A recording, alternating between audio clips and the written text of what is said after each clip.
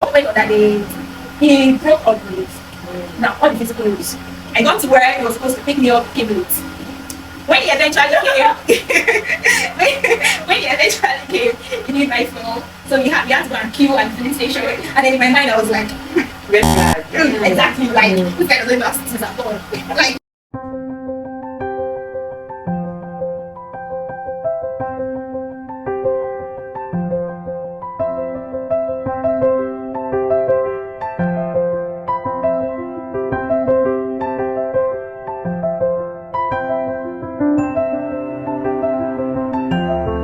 Hi everyone, welcome to my YouTube channel. My name is Oluwaseun Eledumare Obatodamisi Journey. So tonight is my wedding. I know you're very surprised. Anyways, I'm just joking. I am not the bride, but I am next. Alright, so tonight, like I've always done, I think I had a content where I asked one of my godly friends how she met a man from God. And tonight is not an exception. I have someone amazing tonight. She used to be the single sisters youth leader, the church active minister, and I'm so blessed to be part of what she's doing tonight. I'm so blessed to be a witness. So join me as I welcome the bride to be. My sis. thank you so much for having me. You look amazing. You look so beautiful. You act like you earned it without leaving any crumb. Yeah. So this is so nice. I'm so blessed. Like I'm very joyous. I'm so joyous witnessing this day with you. Congratulations, my dear sis. And tonight is your last night being single. Please introduce yourself to the people watching. Hi everyone, my name is Oluwaseun. I am an optometrist, okay, and then and then currently I fellowship at the Living School Business. Amazing. I feel like she has a lot of things she's doing. I know she does digital marketing and currently she's in training AI class. Well, that's amazing. So I know I have a lot of questions I want to ask you. I'm so curious. Like, how did you meet your beloved? My beloved, the most beautiful. So tell me. Alright, so allow me to do a little intro if I tell you about my life. When I was around 12 years old, I always told myself that I was going to get married. And this was because my environment, I had people that had wrong marriages. There were so many areas I was seeing in the marriage that I didn't want to be a part of. I can give you an example. As a young lady, I'll usually maybe know some ladies before they get married. And I'm probably doing that, right? I remember then I said I was 12. So imagine me, a 12-year-old, just know the big visible, like doing well in a career, in ministry, and all of that. And then she gets married. After like 6 months or a year, you can't even see those potentials anymore. So all the goals, all our ambition just go down the drain Because of marriage. or because of the spouse or the situation she's in. So I had about 3 or 4 other experiences of other people like that. And I just told myself that, oh, then if marriage can do this to people that I love, Then you just decide not to then I marry. just decide not to marry. So it happened that I carried that notion for 8 years. When I was 20 years, so my mom got to know that I had that notion. And she started shouting and crying and lamenting Oh, for that Deliverance. That she said, then her point there was that she said, I don't want to have children. What do you want to give birth the way you're giving birth to? So I sat down and thought about it. I said, okay, then I'll be a baby mama. Then I'll just have, not for me now, then I'll just have a child with someone that I don't really want. Because I realized that for those marriages, where the issue was the wrong spouse. So I said, instead of me marrying wrong, they are rather not married. But I said, oh, I'm not going to have my own money. I'm going to take care of my child, but I don't know. So when I said that, my mom was, I could see on her face, like, she didn't know how to help me. Yes, like, she was like, how can my own daughter have this kind of brave thoughts? So she went deep down and asked me one question, like, why am I having this problem? Why am I saying these things? So I gave her instances of marriages of the people that I talked about, and she said, okay, well, I have a point. We said, but if I don't want my own marriage to be that way, what I should do is pray to God. That so I said, oh, I'm not ready to get married, blah, blah, blah, blah, I'm just 20. She said, no, you don't have to wait till you're ready to get married. Before you start telling God the kind of man you want, the kind of marriage, your own experience. I said, when you do that, you will see that you have the same experience as those people. And then she just went to her back.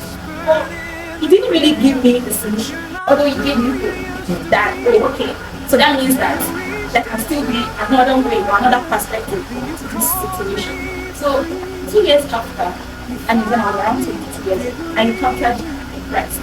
Now, when this issue happened, I was still a Christian, but I didn't have this encounter with breast. So at age 22, I encountered breast. And during one of my communion, we got to the issue of marriage. And the Holy Spirit was just convicting me, talking to me, giving me scriptures about it, and I was just telling him back, oh, no, I'm not even ready for that. I'm not even I'm like, no, like, can we just chill? No, we are having a conversation there, like, no, can we just chill and just focus on this part? Other aspect. Yes, like, no, let's just leave that out. But then they start coming across sermons around that time, start coming across books, start coming across things that you just know that, yes, that this has to be really from God. So they showed me the successful marriage on the platform of the covenant. And what the conviction I had there was that if I could enter into a covenant concerning the successful marriage, of course, maybe you can still come back to the sacrifices. There is a reason why we're into that covenant. There is a goal, there's an end point, but then there are things you have to do, and then there are things that God will do, and then both of you reach an agreement. So that was like, so I had to take some very deep decisions.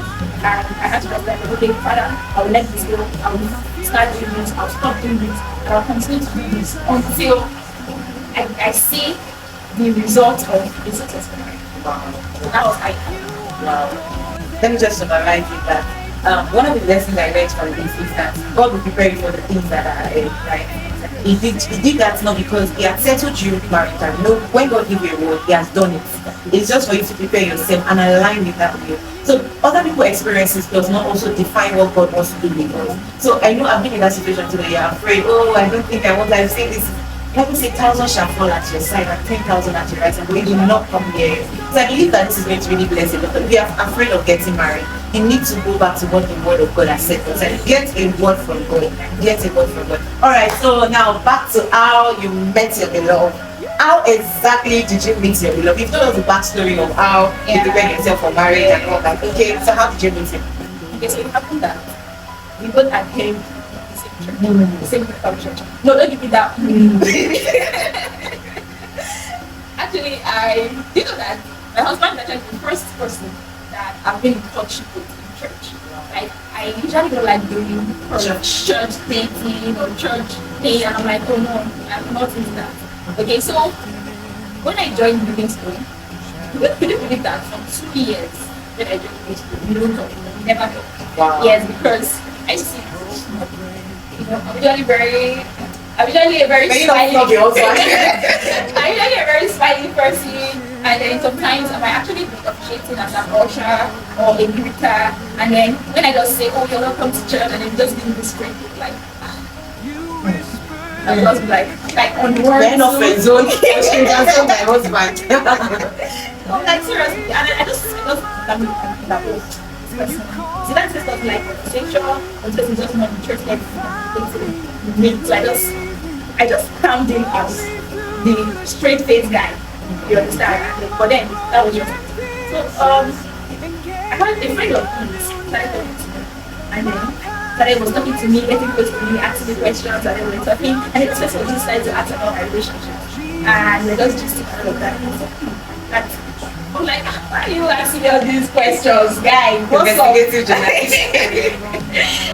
oh, I have a friend of mine likes you, and couldn't engage with you, and I'm like, this That's person, all. that, and then one thing that actually I learned is actually we have to be conscious of what we see, because if I had said, oh, that's no, we would have gone back to give In that feedback. and probably he wouldn't have that courage to come back to express himself. So I just kept it and I was like, no, that's not. So after that I was like, are you sure? He said yes. I said, okay, now are you his spokesman? He said, no, I'm not his spokesman. I said, can your friend talk for himself? He said yes, because I don't see him talking. I said, I'll talk. Are you sure? He said, it's okay. Tell him to talk to me right now. Then can he call yourself? Of course. Let him come and tell me. Woman power. So that was what I am doing. And I was like, oh, so you mean you can't talk? So that was what I said, I took his friends to talk to and all of that. So we arranged to meet at a tree Okay, so Yes, that's the date part. You went out for the date. yeah, so they agreed to go out. Before we had a conversation, and to my surprise, I realized that we had about 5 minutes talk for someone that I thought was a snob. So that alone was like shocking for me, and I just felt like, oh, I think there's more to this like that. What I used to do, that's work. And then at that point, before we went for our date, we were already ready to date and said, oh, we're going to go back to the by the time they were cancelled, before we finally going up, we were like, I think 3 weeks after that. But in between the time we spoke to me first on the call and that the date we scheduled for out and that I did a lot of praying, I did a lot of talking to her. So I just kept posting the date for the Just to be sure. because I wasn't ready. Because I didn't want to just go for that date and then have a physical impression. I wanted to actually know what the mind of God was. Before I would Very, go very there. essential. Yes, because I felt that if I'd gone there and maybe become impressed by maybe his physical attributes or his earthly possessions, Yes, it's going to it might override yes. my spiritual impression of it. So I did a lot of talking, a lot of praying, a lot of this, and I wasn't getting anything positive or negative. But just I wasn't really getting it. Nothing. I was just praying under it, like nothing.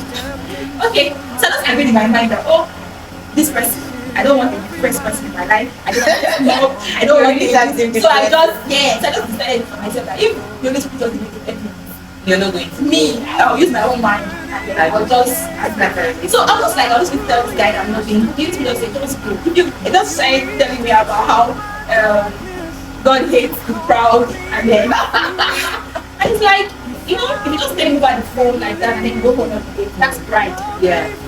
And that was one of the things that used to help me from age 20 to now. Because when you are in the covenant with God, there are times and you are sometimes not qualified to be in that position with Him. So now what God does is that He breaks you. Yeah. There are times where He purges you. Yeah. There are times where, so within that time frame, God is really working with you, but you wouldn't know. He will just keep training you, adjusting. Today, I'm talking about your friendships, your next time, I'm talking about your career. Now, one of the things that is the basis or the foundation of a believer is that it must be spirit-led. Before you went on the dates, you prayed about it. During your fellowship in the past with God, He kept talking about your maritals, even though you were not ready, and then you're like, God, this is not the conversation. And at that point, when you were trying to hear the voice of God, He was not just interested in telling you to hear something, He wanted to walk in you.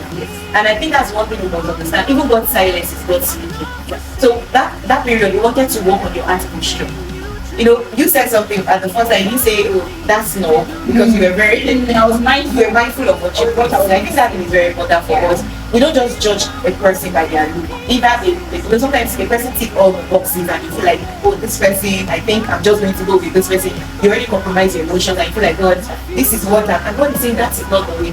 Then there's this another person that is just like, and I think most times it's kind of similar to many stories I've heard. Like, many people, I know Pastor Victor is like, this person, I know Willows, like, they have that point, like, I'm not sure this is the person. Like, so at what point, physically, the way you attracted? Physically, I was. Because I told you, like, I'll take hello, I'll take good morning, and then this person just comes with me. But did you ask him later on why you were saying that? Yeah, I asked later. Okay, so what was But before then, of course, I couldn't go further. Because there's this don't even come close kind of expression on face. Then, so I'll just be like, oh, this person must be good. So even when I do with other people, it doesn't associate with other people. Like, I picks his personality. And then he picks people he wants to talk to. So he only approaches when he wants to talk to me.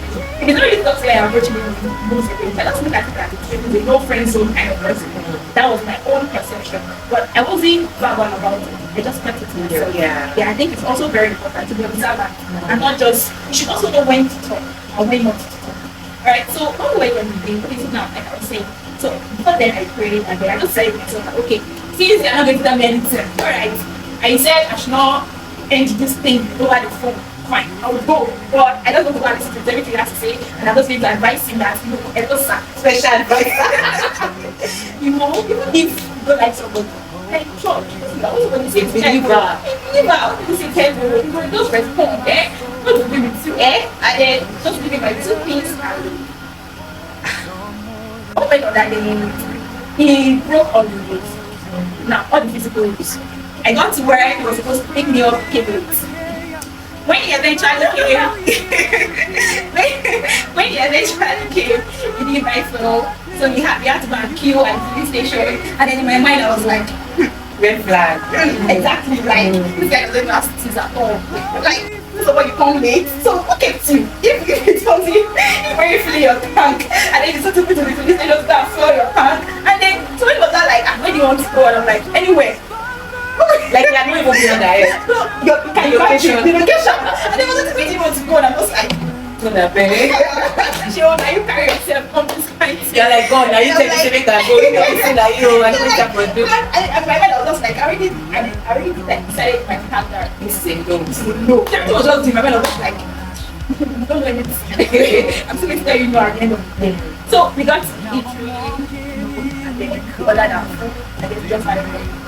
And from the point when we started talking, we sat down there for like 3 hours. And at the end of 3 hours, I was smiling for him. Patience are waiting. Jesus. And girl. Really? Still sure. He kept ticking all my boxes. Wow. Yeah, so I mean, with mine, that I'm always attracted to the content, the guy's content, more than his physical attribute. Yeah. So I was listening to the things he was saying, his principles align with mine, you know, spiritually, mentally, even emotionally, when dealing with talking about emotional intelligence and all of that. And then, so there were questions I was throwing at him, and I had a prepared answer in my mind. And he was giving me my answer, the exact answer.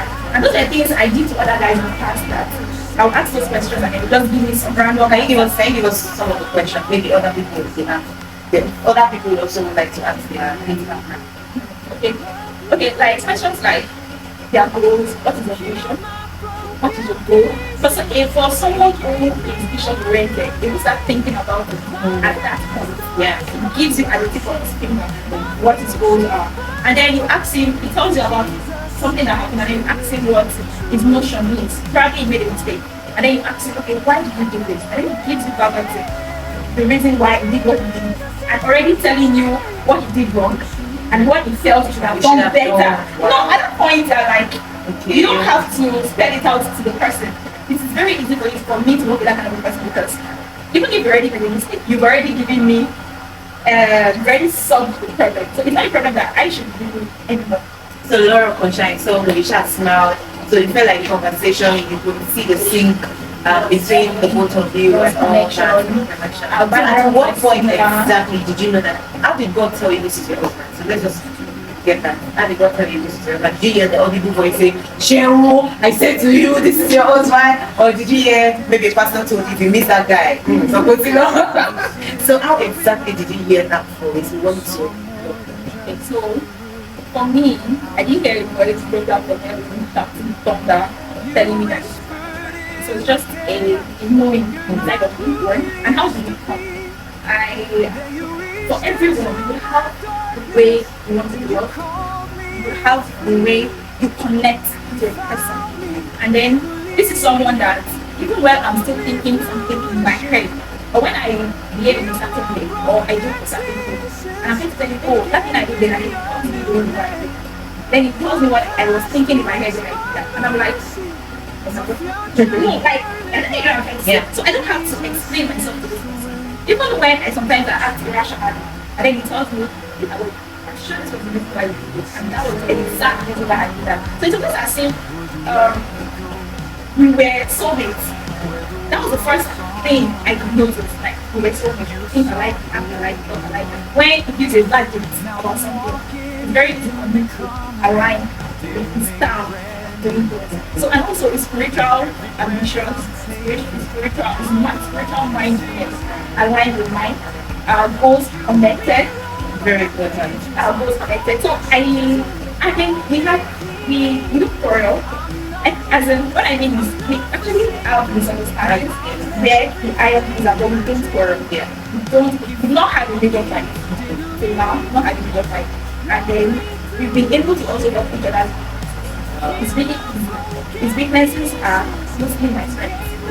Okay. So the alignment, very So good. there is a flow, there's an easy flow. So I'm not really trying to overlook a red flag, all right? And he's not trying to overlook a red flag. Now, if I raise up an issue also in the past, that maybe, oh, you think I noticed that the baby and I think it's something I would talk about it. So it doesn't hide it, it doesn't try to Would you us try to like defend? or try to defend himself. Like tonight being your last night single, right? What advice would you give to someone out there? Maybe they have someone there they are looking at, okay, considering a partner, a life partner, or maybe they don't even have a life partner, but they are very curious and they are anxious about marriage decision. Based on your story, what advice are you going to give to the person? Okay, so first of all, I'm going to assume that he's a lady. Yes, the lady. I'm both the other gender. Okay. But for the lady, For the lady, you're a lady first. You're a lady first. You're a child of you, daughter of the king first. So you must know yourself, you must find yourself, you must have yourself, you must be able to identify yourself before you can identify with the man. Else you're just going to go with any man. So you need to actually know yourself and then it helps you define the kind of man that can suit you. Walk the journey with That you you. can walk the journey with. Now also for the man, don't have this mind of a playboy. Be direct and be focused. Don't go with what society would say about men, that a man has to be this, has to be that. Bring out your potentials from the word of God. If you align all your plans with God, God will lead you to the right person. And then your mistakes are going to But when you start, trying out. yes, get distracted, make a lot of mistakes, and then you carry a lot of rubbish. Yeah. I don't do that, a lot of bodies, a lot of bodies. So stick with God. God is number one. He's going to take away, he's going to break wrong relationships with you. Yeah. He's going to protect you, Yeah. he's going to preserve you, and he's going to keep you for the one who wants you. Thank you very, very much. I'm really privileged to have you on my YouTube channel. You guys should subscribe to this YouTube channel. Please don't let you Please subscribe. subscribe to Moment with Mo. Yeah. Thank you very much.